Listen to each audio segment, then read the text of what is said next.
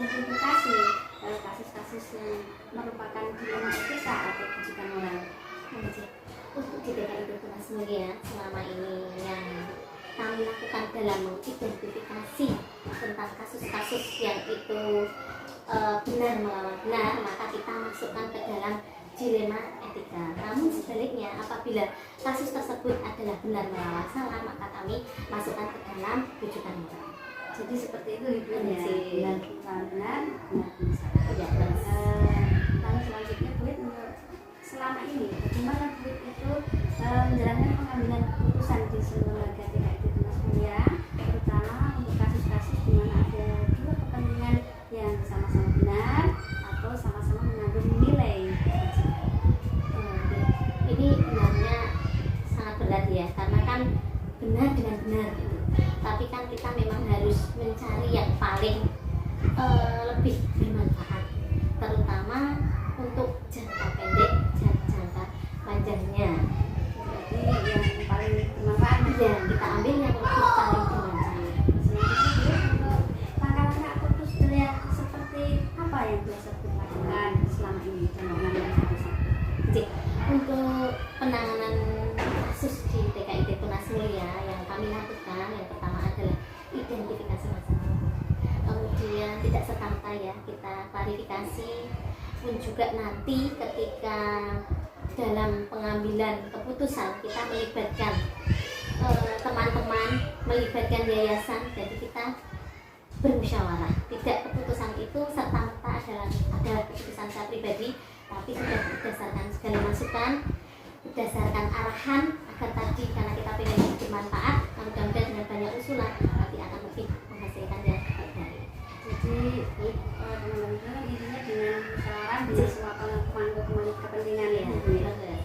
Selanjutnya Bu, hal apa yang selama ini dianggap paling efektif gitu dalam pengambilan keputusan yang terkait dengan kasus-kasus dilema etika? Selama ini yang coba kami amati nih dari beberapa kasus dan kita terapkan, ternyata pendekatan hati itu jauh lebih mengena, keteladanan juga lebih mengena untuk kasus dilema etika. Pendekatan dengan hati gitu ya. Ini jadi pesan. Oh, semoga sampai ke hati ya Bu. Untuk selanjutnya Bu, hal apa yang selama ini merupakan tantangan bagi Bu dalam pengambilan keputusan dan terkait dengan dilema etika? Sebenarnya tantangan itu justru dari dalam diri saya pribadi nih, yang kadang tidak tega, masih istilahnya punya belas kasihan. Jadi memang ini berat dan memang harus ada, makanya tadi ya minta saran dari teman-teman, dari yayasan, baiknya untuk mengatasi tantangan saya yang seperti itu bagaimana agar nanti yang kita putuskan itu ya tadi mengandung lebih bermanfaat itu bagaimana. Karena jujur kalau diri saya itu masih tipenya seperti itu nih, masih banyak dari dalam pribadi sendiri. Dan yang lebih utama adalah kepada karakter misalnya kasusnya anak dengan anak atau guru dan karyawan, nah itu juga kembali kepada karakter. Ketika karakter itu mau berubah, jadi mendukung, saling mendukung ya, itu akan lebih mempercepat kasus ini terselesaikan. Tapi ketika mungkin saya pribadi belum tega, kemudian dari karakter juga tidak ada keinginan untuk berubah, padahal sudah kita sentuh dengan hati tadi, ini akan sangat sulit. Tapi ketika sama-sama saling mendukung, semua iklim di sekolah ini juga mendukung, insya Allah akan berhasil. Jadi begitu ya Bu tantangannya. Kalau saya merasakan seperti itu. Selanjutnya apakah Bu memiliki kata-kata atau jadwal tertentu dalam sebuah penyelesaian kasus dilema etika, atau memiliki sebuah jadwal untuk menyelesaikannya? Bentuk atau prosedur yang seperti apa yang dijalankan? Kalau selama ini yang terjadi di lembaga kami, ketika ada kasus sudah memang langsung kami jadwal, maksudnya tidak kami jadwalkan tapi langsung kami selesaikan. Ada kasus kami selesaikan, karena harapan kami kasus itu bukan menjadi sebuah tumpukan, tapi sebuah permasalahan yang ini memang harus segera terselesaikan. Dan tadi prosedur yang kita lakukan, identifikasi, klarifikasi, kemudian dalam penentuan kita juga minta masukan dari pemangku kepentingan di semua ya itu, dan harapannya nanti ada keputusan yang kita hasilkan adalah keputusan yang terbaik. Jadi kalau ada kasus langsung diselesaikan, segera diusahakan untuk segera diselesaikan. Minta musyawarah gitu. Baik Bu, selanjutnya adakah seseorang atau faktor-faktor apa yang selama ini mempermudah atau membantu Bu dalam pengambilan keputusan dalam kasus dilema etika ini? Alhamdulillah kami didampingi oleh yayasan yang sangat luar biasa, peduli kepada kami, selalu membimbing kami, mendampingi kami, juga guru dan karyawan yang luar biasa selalu mendukung kami ketika ada permasalahan. Insya Allah kita usahakan untuk kita selesaikan bersama. Semua pemangku kepentingan selalu Sangat kerjasama mendukung. Baik ya, dari semua hal yang telah disampaikan tadi mengenai pengambilan keputusan dan dilema etika, nah pembelajaran apa yang selama ini Bu dapat ambil dari pengalaman Bu mengambil keputusan dilema etika?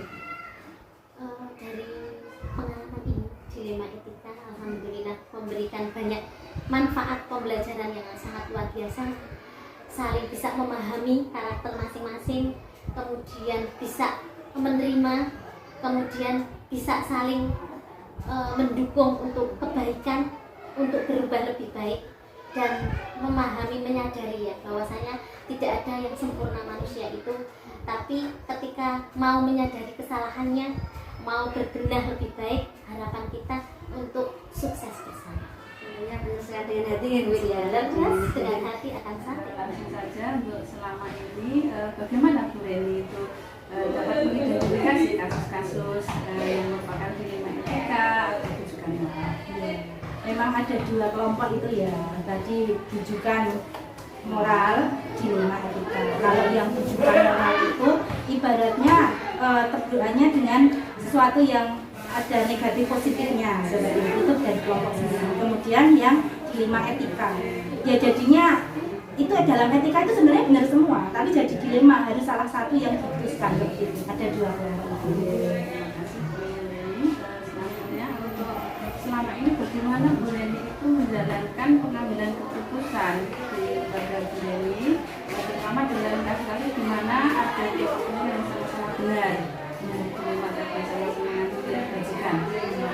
Untuk yang sama-sama benar, tentunya kita harus melihat dari berbagai hal mana yang paling prioritas seperti itu. Jadi prioritas untuk bisa dilaksanakan lebih dulu.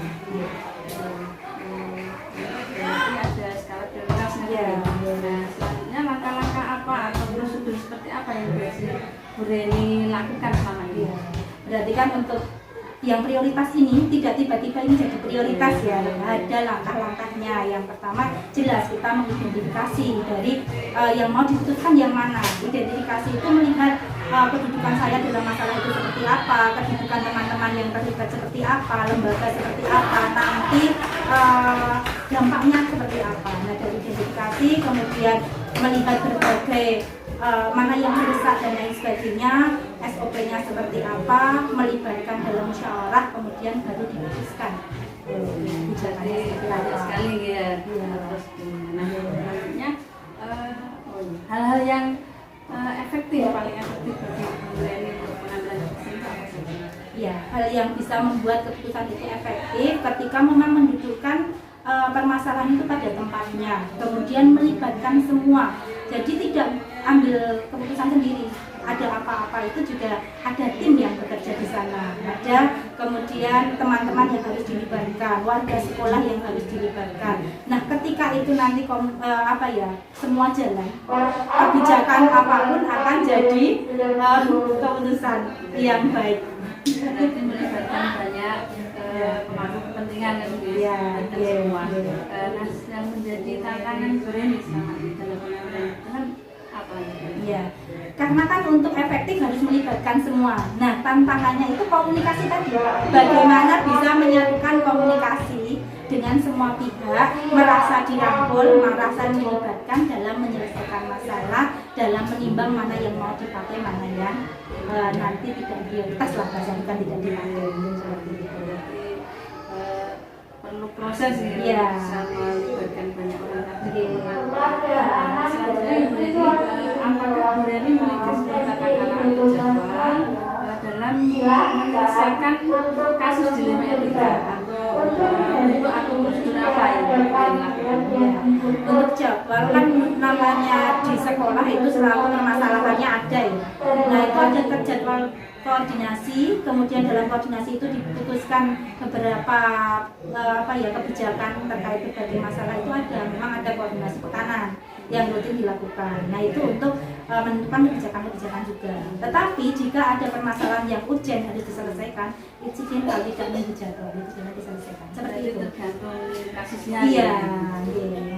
Nah, selanjutnya Bu Reni, apakah Bu Reni punya seseorang atau faktor-faktor yang mendukung Bu Reni dalam mengambil keputusan itu?